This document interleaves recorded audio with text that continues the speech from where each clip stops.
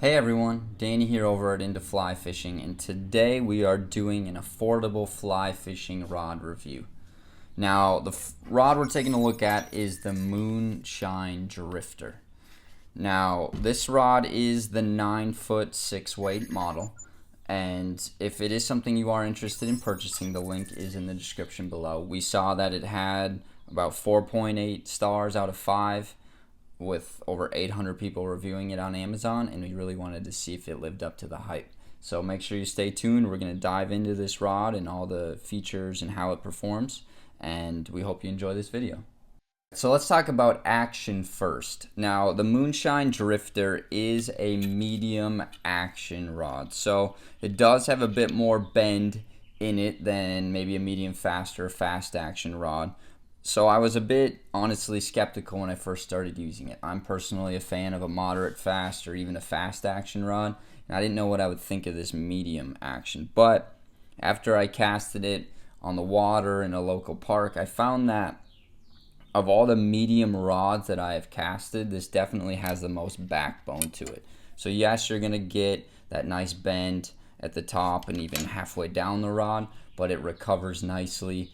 And I find that the medium action isn't too slow for all the types of fishing that I like to do. I was able to throw streamers, dries, nymphs, and even in the wind it was holding its own fairly well. So as mentioned earlier, this is a 9-foot 6-weight rod. Now this rod weighs about 3.6 ounces, so it is quite light for a 6-weight rod, and you definitely feel it. It's not too light that you feel like you have no power or control, and it's not too heavy that you're tired after an hour on the water. So it is a nice balance of powerful and heavy feeling, but also sensitive enough and light enough that you can use it all day long. So let's take a look at the materials and the quality of this rod. This is performance graphite, so it is able to withstand quite a bit of pressure, and it's been tested regularly by the moonshine experts and some of their ambassadors, and it was built with all anglers in mind. So if you're more of aggressive or you're more of a finesse style, it's built to withstand all that pressure that you give it.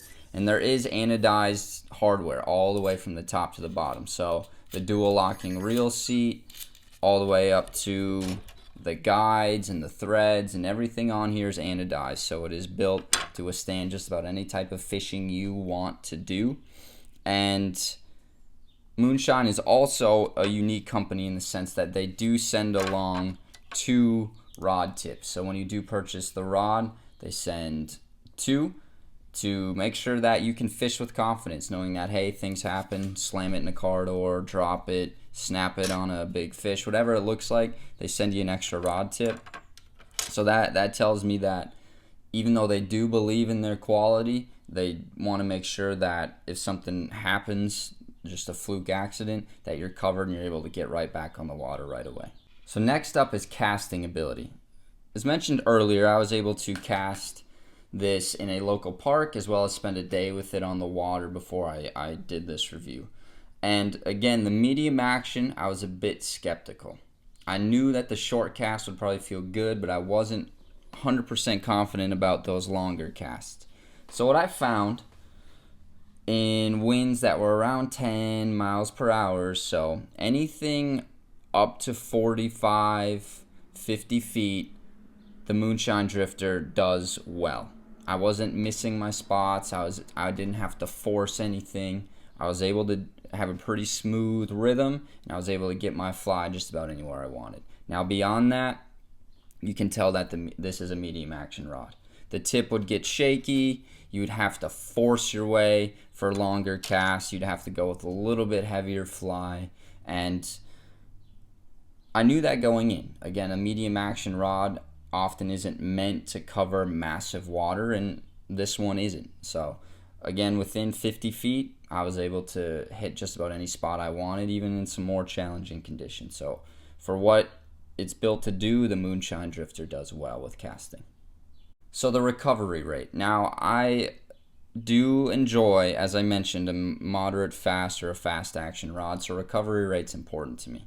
But for medium action, I didn't feel like this was taking too long to recover. I definitely had to slow down my rhythm, especially when I was airing it out and wanting to get those longer casts, but it recovers quite well. I was fishing in tighter water, and I didn't have as much room to make my back cast and let things go, so I really had to require on shooting the line out, and it performed surprisingly well. I was able to make my shorter back cast and really shoot my line out, and it recovered fast enough to get that momentum, to get that line out 40, 45 feet to where I wanted it. So overall, really impressed with recovery rate.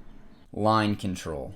Now, I'm not always the most accurate caster in the world, so I need to make sure I am able to control my line when I hit the water. So when I make my cast, if I miss my spot by a few feet, it's almost natural for me now to amend as soon as my fly hits the water, even if it's a good cast. So I found that in those tighter conditions, 10, 20, 30 feet, I was able to make just slight little mends, and the rod responded really well. As I got beyond 30 feet, my mends definitely, I needed a couple to get them to where I wanted to get. And again, I attribute that to maybe the speed of the water. I was fishing water that was 750, 1000 CFS, so it was faster moving, and I needed to make quite a few mends since I was fishing a seam, and I wanted to make sure my fly was in the right spot. But for that smaller, more tighter finesse style, I loved how it felt. It was super smooth, but I definitely had my work cut out for me beyond 30, 35 feet.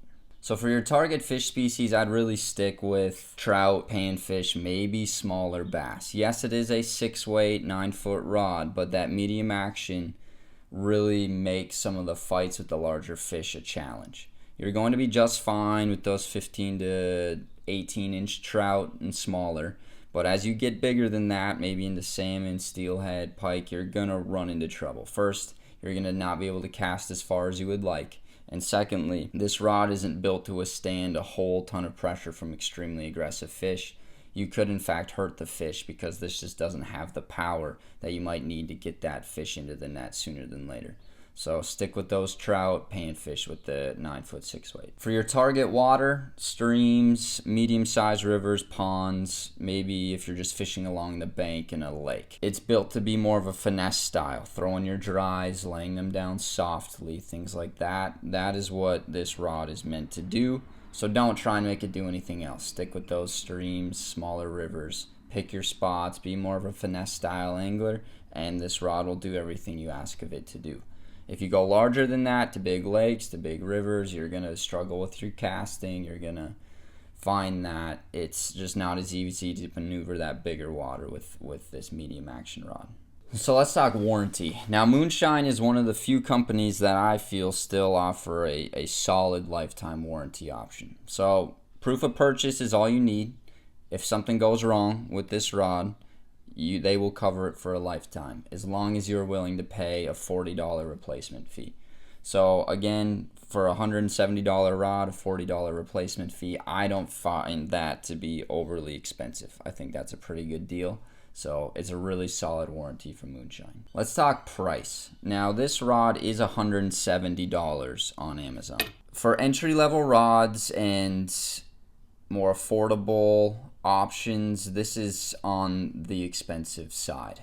You're able to get rods from other reputable companies for $125, $150. So for $170, you're going to be pushing it a little bit. Now, I think it's worth the price. It's definitely meant for slower, more finesse style fishing, and as long as you know that, I think it's worth $170. Now, who is this rod for? I think it's a great rod for a beginner angler.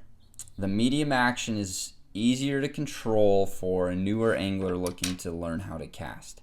And I think this rod fits that beginner angler as well as an angler who wants a backup dry fly rod or finesse style rod. So if you're needing something just to keep in the car in case something goes wrong and you like to throw dries and mountain streams and medium-sized rivers, or you're just a beginner looking to learn the ropes, this is a good option for you. Overall, I like this rod. I'm a fan of Moonshine as a company. I think they build reputable products. Anytime I've had an issue, I've been able to get an immediate contact with them. So that means something to me. And I think for $170, you're going to get a reputable rod that's going to be covered by a good warranty that's going to last. And if it is something you're interested in, the link is in the description below, so make sure you do check that out. And make sure you like and subscribe because we are starting this series. We have a lot of rods coming your way. So I really appreciate you watching this video and stay tuned for more.